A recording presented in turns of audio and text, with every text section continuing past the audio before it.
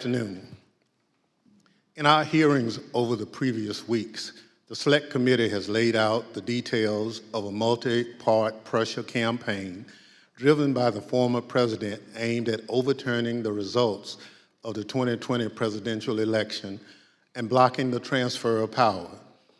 We've shown that this effort was based on a lie that the election was stolen, tainted by widespread fraud, Donald Trump's big lie.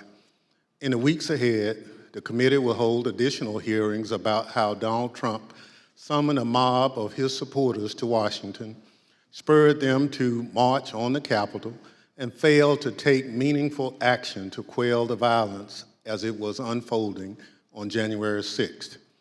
However, in recent days, the Select Committee has obtained new information dealing with what was going on in the White House on January 6th and in the days prior.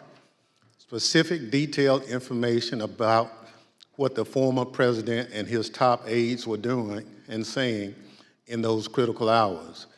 Firsthand details of what transpired in the office of the White House Chief of Staff, just steps from the Oval Office as the threats of violence became clear, and indeed, violence ultimately descended on the Capitol in the attack on American democracy. It's important that the American people hear that information immediately. That's why, in consultation with the Vice Chair, I've recalled the committee for today's hearing. As you've seen and heard in our earlier hearings, the Select Committee has developed a massive body of evidence thanks to the many hundreds of witnesses who have voluntarily provided information relevant to our investigation. It hasn't always been easy to get that information because the same people who drove the former president's pressure campaign to overturn the election are now trying to cover up the truth about January 6th. But thanks to the courage of certain individuals, the truth won't be buried. The American people won't be left in the dark. Our witness today, Ms. Cassie Hutchinson, has embodied that courage. I won't get into a lot of detail about Ms. Hutchinson's testimony will show.